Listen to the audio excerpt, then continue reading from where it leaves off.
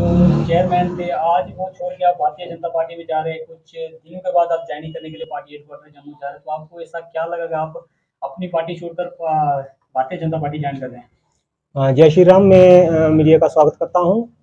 ये हम अपने शिवसेना डिस्ट्रिक्ट प्रेसिडेंट के निर्देश के अनुसार जो है हम ये आज मीटिंग यहाँ पर हमने बुलाई है। यहाँ पर हमने देखा है जी, बीजेपी की और आज शिवसेना यूनिट चसाना की जो मीटिंग थी सर, उसके बारे में आपका क्या क्या कहना है? किस किस मुद्दे को लेके जो है आपकी आज ये मीटिंग हुई? मेरी तरफ से तमाम सुनने वाले नाज़रीन को आदाब, नमस्कार व सत श्री अकाल। इस समय हम चसाना के मुकाम पर हैं और मुझे यहाँ से एक दावत मिली थी कि आप चसाना आइए और हम आपसे कुछ बातचीत करना चाहते हैं।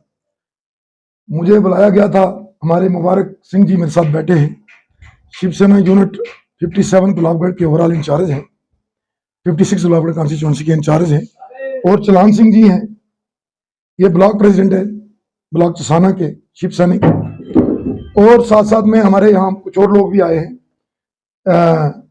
अहमदीन साहब हैं, मोहम्मद अमीन साहब हैं, और मोहम्मदीन साहब एक्स सरपंच, और सुषमा देवी जी जो प्रभारी हैं इस ब्लॉक की, ये सरपंच भी हैं। यहाँ सभी लोग आए थे, हमारी बहुत डिटेल में बातचीत हुई। ये सभी पार्टी हमारे जो मुबारक सिंह जी हैं और इनकी पूरी टीम भारतीय जनता पार्टी का दामन थामना चाहती है, उसी विषय में हमारी डिस्कशंस हुई। इनके कुछ पॉइंट्स थे वो हमने सुने और इनको आगे की जो रणनीति है वो मैंने बताई।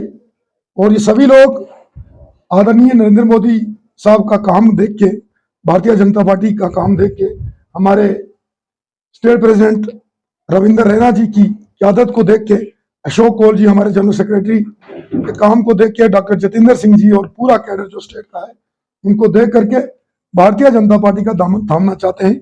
इसी विषय में हमारी बातचीत हुई है और उस ईश्वर ने, उस खुदा ने, उस मालिक ने चाहा तो 15-20 दिन के अंदर बहुत बड़ी तादाद में हमारे शिव सैनिक, ना सिर्फ 56 गुलाबगढ़ कंस्टिट्यूंसी के बल्कि रियासी कंस्टिट्यूंसी और कटरा कंस्टिट्यूंसी, पूरे डिस्ट्रिक्ट रियासी के एक बहुत बड़े काफिले की शक्ल में भाजपा का दामन थामने के लिए हेडक्वार्टर बीजेपी ऑफिस जम्मू जाने के लिए तैयार हैं। उसके लिए हम रैना साहब से और अशोक कौल साहब से समय मुंतखब करके, डेट फिक्स करके इनको दावत देंगे, और इनके साथ साथ इनके बकौल बहुत सारे पंचेज और सरपंचेज जो हमारे शिव सैनिक टीम है, इनके थ्रू भारतीय जनता पार्टी का दामन थामेंगे। सर, कौन कौन से मुद्दे जो थे, मतलब खास करके शिवसेना यूनिट चसाना या शिवसेना जो 56 गुलाबगढ़ कॉन्स्टिट्यूशन के लोग हैं, इन्होंने कौन कौन से जो आपके साथ मेन इशू, जो डिमांड्स जो रखी, जो आप इन्होंने जो सेटिस्फाई होने के बावजूद जो है भारतीय जनता पार्टी का जो है दामन थामने के लिए इन्होंने एग्री किया, तो सर मेन कौन कौन से पॉइंट थे, इनकी कौन कौन सी शर्तें थी जिनको लेके ये आपसे सेटिस्फाई होकर आप पार्टी का दामन थामने के लिए चाह रहे हैं? देखिए, शर्तें इनकी कोई बड़ी नहीं है, एक आम चीजें हैं, कॉमन बातें हैं। जो हमारे आदरणीय नरेंद्र मोदी साहब की क़यादत में जो काम चल रहे हैं, उनको स्पीड अप कैसे किया जाए, उनको प्रॉपरली ग्राउंड पे कैसे लाया जाए। जैसे इनकी एक डिमांड है कि जो हमोसान से डंडाकोट की तरफ PMGSY की सड़क बन रही है, उसकी रफ्तार सुस्त है, उसकी रफ्तार को तेज किया जाए। जो ब्रिजेस का काम चल रहा है, मैं उस ठेकेदार साहब को मुबारकबाद दूंगा कि वहां पर 2 ब्रिजेस हैं, एक का काम 90% हो चुका है और दूसरे पर भी वो काम जल्द अज जल्द करें, इस पर फोकस किया जाएगा।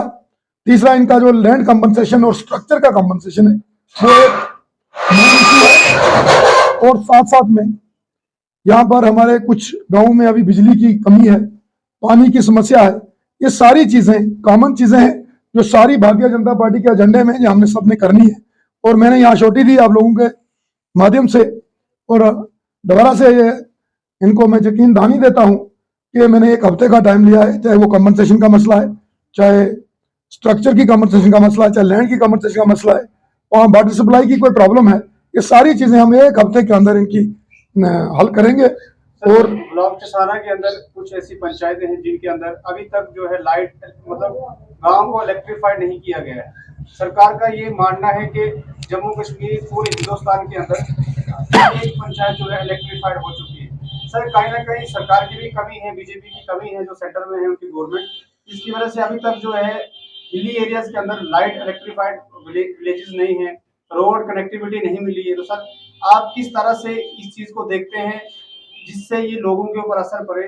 और बाकी वाली जो जैसे आज शिवसेना ने ज्वाइन किया, कर और पार्टियां भी आपको ज्वाइन करने के लिए आ सकते हैं, सर आप इस मुद्दे के बारे में क्या कह सकते हैं? लोगों को क्या विश्वास दे सकते हैं कि आने वाले समय में जब अगर बीजेपी की सरकार जम्मू कश्मीर में बनती है तो सबसे पहली प्रायोरिटी क्या होगी आपकी? सर देखिए, सड़कों की जो बात है, मैं कोटि कोट नमन करता हूं हमारे स्वर्गीय अटल बिहारी वाजपेयी साहब को कि जिन्होंने पीएमजीएसवाई स्टार्ट किया था। बदकिस्मती से बीच में 2 टेन्योर हमें मौका नहीं मिला और इन सरकारों ने उस स्कीम को धर्म भरम कर दिया। बस 2014 के बाद आप देखते हैं कि जितनी सड़कें डिफॉल्ट पड़ी थी, लिंग्विस्टिक में चली गई थी, ठेकेदारों ने अर्थवर्क करके पैसा निकाल दिया था और छोड़ दी थी, वो सारी सड़कें आज मुझे नहीं लगता कि इस कॉन्स्टिट्यूंसी के अंदर कोई ऐसी सड़क है जो इन्होंने बर्बाद की थी वो दोबारा पटरी पे नहीं लाई गई। बाकी रही बात के समय लगता है, बिगड़े हुए काम थे और आज मुझे लग रहा है कि 100% सड़कों पे हमारा काम चल रहा है, खासकर पीएमजीएसवाई का। बाकी रही बात के जो रफ्तार स्लो है, इस पर सरकार बहुत सख्ती से काम कर रही है। कल भी आदरणीय नरेंद्र मोदी जी और अमित शाह जी की डायरेक्शंस पे आउटरीच प्रोग्राम के तहत हमारी डॉक्टर भारती पवार जी रियासी के अंदर आई थी। हमने वहां मेमोरेंडम भी दिया है और उस मेमोरेंडम में सारी चीजें लिखी हैं कि हमारे चसाना के अंदर, मोहर के अंदर, गुलाबगढ़ के अंदर और थुरू ब्लॉक, हमारे 4 ब्लॉक कॉन्स्टिट्यूंसी के जो जो प्रॉब्लम्स हैं उनको कैसे एड्रेस किया था। उन्होंने श्योरिटी दी है कि ये सारी चीजें होंगी और ये प्रायोरिटी भी होंगी। रही बात बिजली की तो प्रधानमंत्री साहब ने आगे 18,000 विलेजेस इलेक्ट्रीफाइड किए हैं, लेकिन बीच में कमी कहाँ रही? लोकल लेवल पे जो एम्प्लॉइज थे इन्होंने गलत इंफॉर्मेशन दी और कुछ एरिया बचे हैं, हम ये मानते हैं। इसमें बहुत सारे एरिया बचे हैं जिसमें वो 20-30% गाँव ऐसे या हैबिटेशन, और उनको जल्दी ही इलेक्ट्रीफाइड किया जाएगा। और मैं आपके माध्यम से कहना चाहूंगा कि इस वक्त मल्लीकोट के विलेज के जितने भी अनइलेक्ट्रीफाइड थे, चाहे वो चुंगरा, ब्रांगला, उनके टेंडर हो गए हैं, वो काम चल रहा है और इसी तरह जो भी लेफ्ट आउट है इन सब पे काम होगा। चलान जी, आप एक शिवसेना के ब्लॉक प्रेसिडेंट थे तहसील चसाना से, तो आप ये हमें बताना चाहेंगे आज आपने जो भारतीय जनता पार्टी में जाने का मूड बनाया, कहीं 20-25 दिन के बाद आप पार्टी हेडक्वार्टर जम्मू जाने वाले हैं, आपने बाकी पार्टियां, काफी पार्टियां जिनको छोड़ के आपने भारतीय जनता पार्टी का कैसे मन बनाया कि वहां आप जाएंगे? देखिए, सबसे पहले मैं जितने भी जो लोग आपके इस वीडियो को देखेंगे, मेरी तरफ से सबको सलाम आदाब। तो जैसा कि आपने बताया कि आप मतलब बीजेपी में जाने का मन, तो हमारे कुछ दो दिन पहले मैंने एक बात बताई थी, कुछ मुद्दे थे हमारे जो सर के साथ हमने डिस्कस किए। सर ने हमें ये मतलब दिलचस्पी दिखाई कि हम इन मुद्दों को आगे बढ़ाएंगे। तो इसी से मतलब हमें एक आश्वासन मिला और इससे लगता है कि बीजेपी मतलब आज सेंटर से लेकर यहाँ तक बीजेपी की सरकार है, तो इनके अलावा, बीजेपी के अलावा हमारे मसले कोई भी हल नहीं कर सकता है। तो हमारे कुछ मुद्दे थे, उन पर सर ने हामी भरी है। कुछ मुद्दे इन्होंने बोला जो हमारे तक होंगे वो हम ही कर लेंगे, और कुछ जो अगर हमसे नहीं होंगे तो हम स्टेट लेवल तक इन बातों को पहुंचाएंगे। आप शिवसेना पार्टी को क्यों छोड़ रहे हैं? आपको क्या ऐसा क्या लगा कि आपने शिवसेना पार्टी छोड़ के भारतीय जनता पार्टी में जा रहे हैं? देखिए, शिवसेना या बीजेपी का मसला नहीं होता, मसला होता है हमें काम से मतलब है। जहां से हमें अगर काम मिल सकता है, हमारी पब्लिक को जहां से अगर फायदा हो सकता है, हमें वहीं पे जाना है। बीजेपी में जाने का मतलब ये है कि अगर बीजेपी हमारे काम करे तो हम बीजेपी के साथ हैं, अगर बीजेपी हमारे काम करेगी तो हमें कौन सा वो फिर मतलब होगा कि हम बीजेपी में ना जाए। कुछ लोग जैसे बोलते हैं जी बीजेपी में नहीं जाना, ये नहीं करना। हम एनसी को अगर वोट दे सकते, कांग्रेस को दे सकते, तो बीजेपी को क्यों नहीं देंगे अगर वो काम करेंगे? चलान सर, मैं आपसे एक क्वेश्चन करना चाहूंगा। जैसे आपने बोला था कि हमारा सबसे मेन मुद्दा ये होगा कि हम एसटी स्टेटस के लिए जो है लड़ाई लड़ेंगे, बीजेपी को सपोर्ट करेंगे। वो अगर हमारी बात हाई लेवल तक पहुंचे, जैसे राजौरी पुंछ में जो है पहाड़ी स्टेटस का जो दर्जे के लिए लोग काफी उन्होंने स्ट्रगल की, और इवन के अमित शाह जी भी आए थे राजौरी में, उन्होंने भी बताया है कि ये प्रोसेस चल रहा है। तो आपका जो है एसटी स्टेटस के लिए या पहाड़ी स्टेटस के लिए डिस्ट्रिक्ट रियासी के लिए आपकी क्या डिस्कशन हुई जो है प्रदीप सर के साथ? जी जी, मेरा तो मेन मतलब जो जर्नल मुद्दा था वो यही था कि हमारे डिस्ट्रिक्ट को भी जो है पहाड़ी स्टेटस में ढाला जाए। एसटी का मसला नहीं है, जैसे पुंछ राजौरी के लोग जो है बहुत ज्यादा डेवलप्ड पढ़े लिखे लोग हैं, अगर वो स्ट्रगल कर सकते तो हमारा डिस्ट्रिक्ट रियासी बहुत बैकवर्ड एरिया मतलब बैकवर्ड एरिया है, लोग जो है अनअवेयर है, मतलब किसी को पता नहीं है अपने हक के बारे में। तो कोई मतलब सर्वे हो जाए, मैं मतलब सरकार को भी ये कहना चाहता हूँ कि सर्वे कीजिए हमारे लोग किस कंडीशन में रहते हैं। हमारा यही मुद्दा था, सर के सामने भी हमने बोला कि पहाड़ी ज्यादा नहीं, हमें एसटी नहीं चाहिए, तो पहाड़ी स्टेटस हमें मिलना चाहिए डिस्ट्रिक्ट रियासी को भी। तो सर ने बोला कि ये चीज जो है जनरल बात है, हम स्टेट जैसे स्टेट प्रेसिडेंट बीजेपी के उनके पास जाएंगे या जनरल सेक्रेटरी जो भी है प्रभारी, तो उनके सामने हम ये बात रखेंगे, अगर हो सकता है तो कमीशन बनाए गवर्नमेंट, और यहाँ मतलब हमारे लोगों को भी इस चीज में शामिल किया जाए पहाड़ी स्टेटस में। तो सर ने इस पे मतलब हाँ किया है। सर, आप एक शिवसेना 56 कंस्टिट्यूंसी के जो चेयरमैन थे, आज वो छोड़ के आप भारतीय जनता पार्टी में जा रहे हैं। कुछ दिनों के बाद आप ज्वाइनिंग करने के लिए पार्टी हेडक्वार्टर जम्मू जा रहे हैं, तो आपको ऐसा क्या लगा कि आप अपनी पार्टी छोड़कर भारतीय जनता पार्टी ज्वाइन कर रहे हैं? जय श्री राम। मैं मीडिया का स्वागत करता हूं। ये हम अपने शिवसेना डिस्ट्रिक्ट प्रेसिडेंट के आदेश के अनुसार जो है हम ये आज मीटिंग यहाँ पर हमने बुलाई है। यहाँ पर हमने देखा कि हमारी ये बीजेपी पार्टी जो है सेंटर से लेकर यहाँ तक बहुत अच्छे काम करती आ रही है, और पूरे जम्मू कश्मीर में छोड़कर या पूरे मतलब वर्ल्ड में बीजेपी का जो है नाम बहुत ऊंचा चल रहा है। इस चीज़ को देखने के बाद हमारे को ऐसा लगा कि हम बीजेपी को ज्वाइन करें।